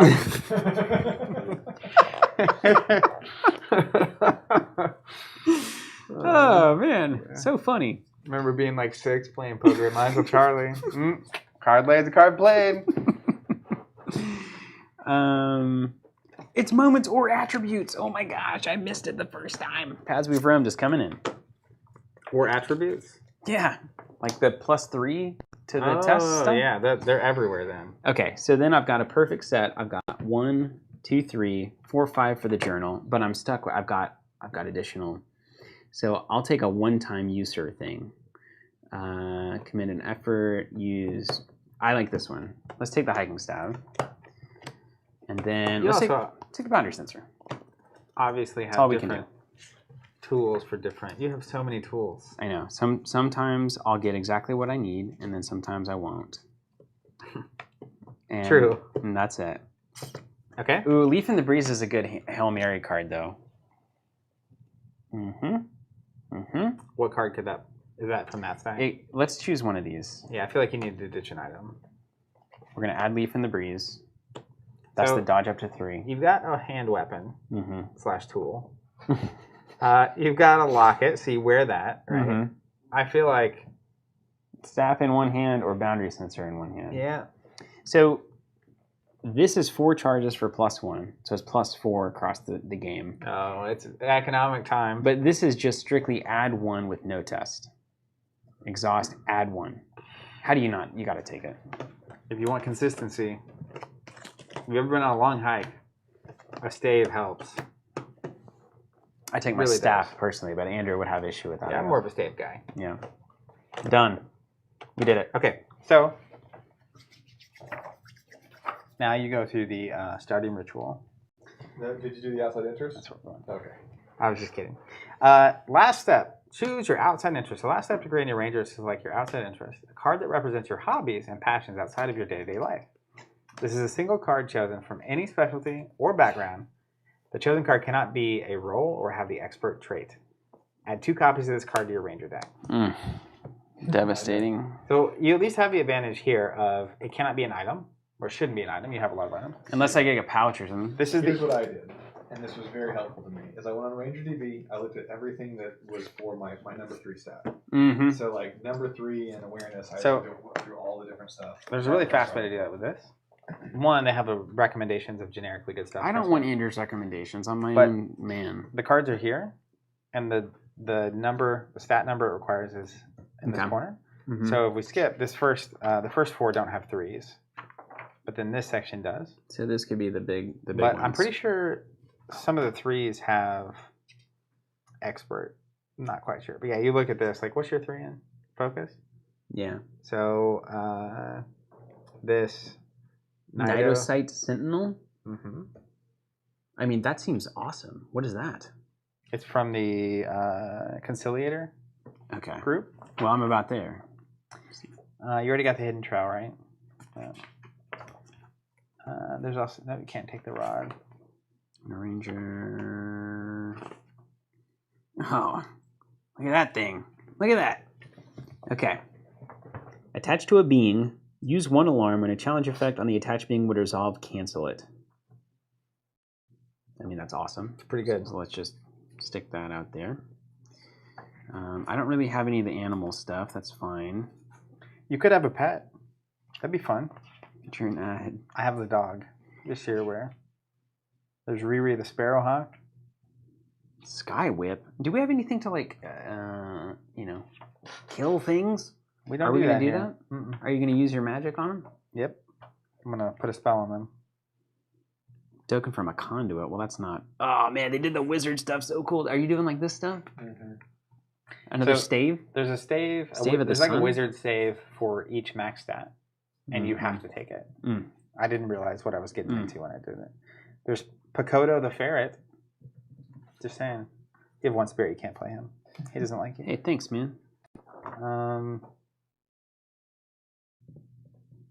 There's a card called Harmonize. Choose from that card. Awesome. Ugh, I love Throng of Life. Wait, is that water? It's such an easy thing to just focus on. Water. I like water. Okay, all these manifestations. Wait, these are manifestations. I don't have conduits. I can't do magic. Dang it. Unless none of these are conduits, right? No, that's a special thing. All the conduits are in the Shaper pool. Okay. Infusion Canteen. I don't need any more of that stuff. I don't need these trekking poles. Exhaust. It's also, so this is your resources every round. So if you take you already have a 2 in blue and a 3 in blue, which are big. So I got a 1 cost in something that was a weekend. Yeah. Because I didn't have a lot of things to spend those resources on. Yeah, right on. I could see that. I'll see that. And I've only got a 2 here on fit, so maybe I should pull a fit card here. Want to be bold trail mix, bro? Attached card gains the trail trait. Wait, that could matter. It does. Trail markers. Boom. That actually makes sense given everything you're doing. It makes things trails. You can only commit this to a trail. Make sure it doesn't have expert up here. It says attachment tool. You're good. Oh, and it looks awesome. And it kind of looks like water, so it's fine. It's in character. Kind of looks like water. When 1 or more progress is added to the attached trail, increase the number of progress added by 1. You can turn anything into a trail, and then I've got Strider on it. Zach, we did it. All right. I'm jacked about it. You have your first Earthborne deck. Great thing for an explorer to have in their back pocket, too. Just some trail markers. Trail markers, man. So you're a trip leader. I'm a trip leader. I made my college self into the universe. It absolutely checks out. Let's see if you have that. And that's one of the greatest deck building experiences I've ever had. So I was talking about last week, as compared to Champions or Arkham, this really does feel like you're building a character, and the weight of it is so much less because I feel like in Arkham specifically, you start the campaign, there's no going back. Yeah. And you really want the deck to it has to function very well. You can't just mosey on into it. Yeah. Where I feel like this one, you're starting at this base level, and we're going to earn and add things over time. So there's just less pressure to get it right here. Yeah, you're definitely right. And it just presents it as a story, so you don't feel the pressure. Shannon and I were looking at the character creation, and she was jacked about it. Nice. If I said, hey, build Cable or whatever, she'd be like, what are you talking about? Yeah, it's like, Are you crazy? She would literally. I have to know everything before I can even start to really do it well. Anyway, I'm sure you can build bad characters in Earthborne, but what does that mean? Story slower? I mean, I actually, because of the way it's restricted in your stats and stuff, I don't know. This is the size of my deck? Seriously? Now you're missing something. Oh, there it is. Somehow you knew? Oh, that's better? Suddenly? Well, how many cards? It should be 30 cards, plus your character card. 17, 18, 19, 20, 21, 22, 23, 24, 25, 26, 27, 28, 29, 30. Boom. Andrew, thank you for this. I love it. Absolutely love it. What's up, Locator Gaming? Good to see you in the chat. Hello, TC chat. Loving the EBR coverage. Just for you only have 2 playmats, so I think I know the answer, but is JW joining you to play? He's got a deck already made and all. I'll tell you what, let's make this promise. Once we get in the new studio where we can actually have a shot that can encompass more than 2 people, right? Yeah, sure can. We will do at least a 3-player stream. Okay. And maybe multiple. Maybe we'll do a whole campaign. I'm in. I'm ready. I got my deck. We'll get you into fighting shape over the next month when Zach's gone. We'll get you, and you were really comfortable on camera. I was surprisingly comfortable last time. Yeah, it's weird. I don't know what happened. The people loved him. Mm-hmm. And we can switch sides every week, and no one will know who's who. 100%. Yeah, we were talking last week about how confused people were going to be. Okay. Okay, there it is. Should I sleeve it? Do you want me to sleeve it? It's up to you. I can't. I'll do the no sleeve crew unless you just. Would you like some Yeah. sleeves? The texture side goes on the back, you know? I do know that, yes. Just in case. Just because I don't buy it doesn't mean I haven't used them. Well, sometimes. This isn't 30 sleeves, though, is it? Is it? I have more. I have way more. It's all right. Okay. All right, what now? Now we go to, you see this? That's what I was reading, yeah. Okay, yeah. Yeah, it actually said to go to page 10 of the... This is funny. Check this out. Okay, so here's the campaign book, right? All right. So this is what people will actually experience when they first start a campaign. If they want. So there's the prologue, which which walks you through building a deck and introduces you to the game. Got it. Which we skipped because that apparently is like a couple-hour experience. That's the last thing we want. We wanted to get your deck built so we could get on with it. Then there's this mission section, which says to start your campaign, perform the first 4 steps of setup on page 10 of the rulebook. Then return here for the remainder of the setup. Okay. Ironically, I went to page 10. Get him. It's like Andrew's going to be it's like devastated. a choose your own adventure. And it says to set up the game, perform the following steps in order. If you're brand new to the campaign, go to the Getting Started section of page 9 and choose one of the options listed there, which is 9. Are we brand new to the campaign? I don't know. This is what you look like when you're doing it too. It's depressing, isn't it? I'm gonna keep at it. Unless.